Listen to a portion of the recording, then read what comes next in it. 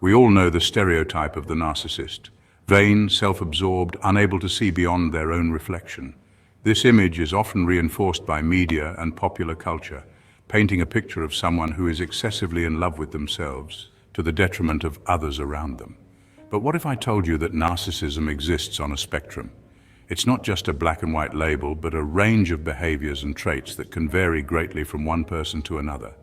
It's true. Just like any human trait, it can range from healthy to harmful. On one end, you have a healthy sense of self-esteem and confidence, which is essential for personal growth and success. On the other end, you have extreme narcissism, which can be destructive and toxic. Think of it like a fire. A controlled flame can warm a home, cook a meal, bring comfort. It can be a source of light and warmth, something that brings people together and creates a sense of security. But a raging inferno destroys everything in its path. When narcissism goes unchecked, it can lead to manipulation, lack of empathy, and a trail of broken relationships. Robert Greene, in his book The Laws of Human Nature, masterfully dissects this complex trait. He delves into the nuances of narcissism, helping us understand its roots and manifestations. He helps us understand that narcissism, in its essence, is about self-preservation. It's a natural human instinct to protect our ego, our sense of self. Especially in a world that can often be harsh and unforgiving. It's the drive to protect our ego, our sense of self. This drive can motivate us to achieve great things, to push through challenges, and to maintain our mental and emotional well-being. And like fire, it can be a force for good or for destruction. The key lies in how we manage it, how we balance our self-interest with empathy and consideration for others.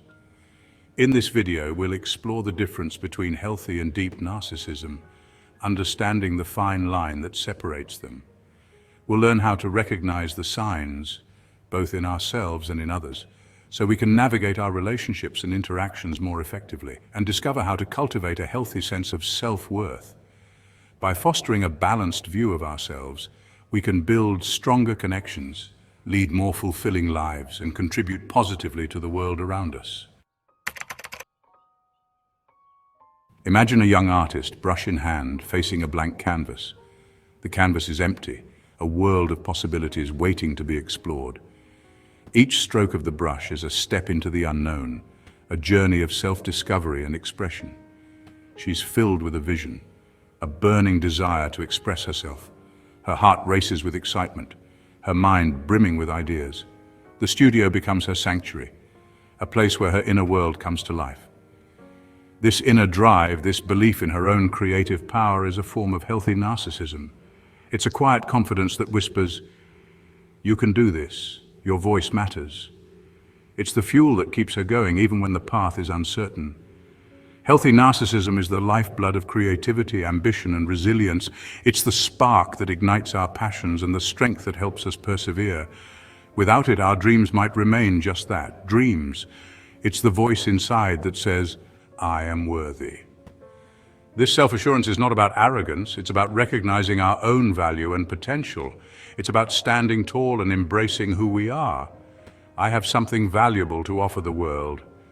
This belief in our own worth allows us to share our gifts with others, to contribute meaningfully to our communities. It's the foundation of our interactions and relationships. This inner confidence allows us to pursue our passions, to overcome obstacles, to bounce back from setbacks. It's the resilience that helps us navigate life's challenges and the courage that propels us forward. It fuels our dreams and empowers us to make them a reality. Every step we take, every goal we achieve is a testament to our inner strength and determination. But healthy narcissism is not just about self-belief. It's also about recognizing the value in others, understanding that we are all interconnected. It's about seeing the beauty in diversity and the strength in unity. It's also about empathy, the ability to understand and share the feelings of others. This empathy enriches our relationships, fostering deeper connections and mutual respect. It's the bridge that brings us closer together, creating a sense of belonging and community. In the end, the healthy glow of self-worth is a balance of self-love and love for others. It's about nurturing our own potential while uplifting those around us. It's the light that guides us on our journey, illuminating the path to a fulfilling and meaningful life. So embrace your inner artist, believe in your worth, and let your light shine. Now let's shift our focus. Picture a CEO driven by an insatiable hunger for power. He belittles his employees, takes credit for their ideas, and leaves a trail of broken relationships in his wake. This is deep narcissism, the kind that leaves destruction in its path. It's fueled by a deep-seated insecurity, a desperate need for validation and control. Deep narcissists often appear charming and charismatic at first glance, but beneath the surface lies a fragile ego, easily threatened by criticism or perceived slights.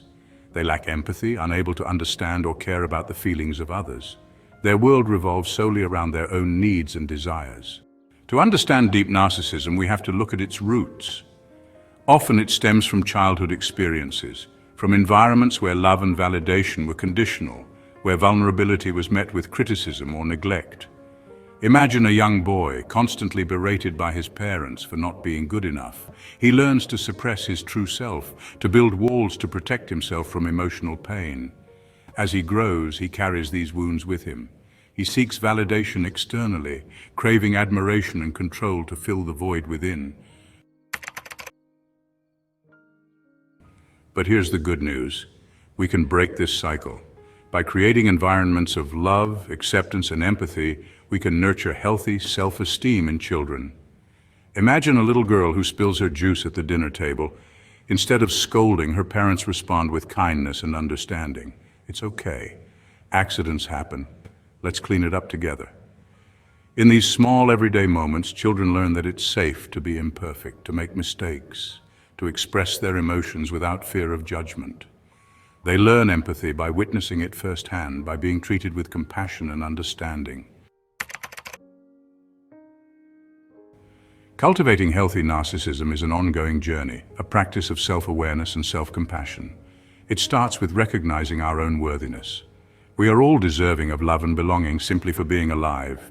It means celebrating our strengths, acknowledging our accomplishments, and giving ourselves permission to shine.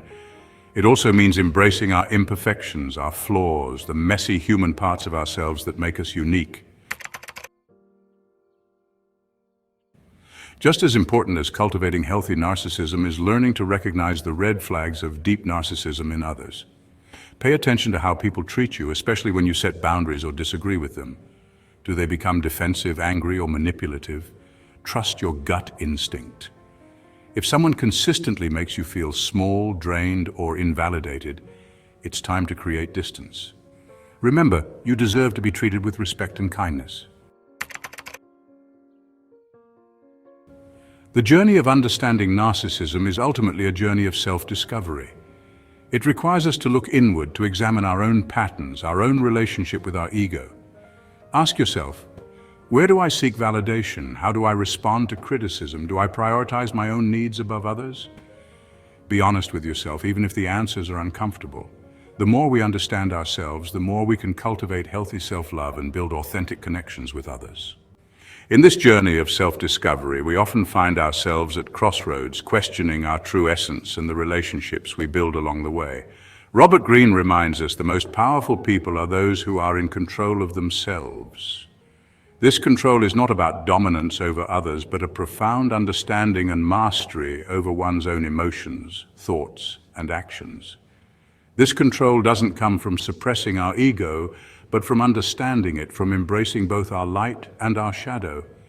It involves a deep introspection, a willingness to face our fears, and an acceptance of our flaws.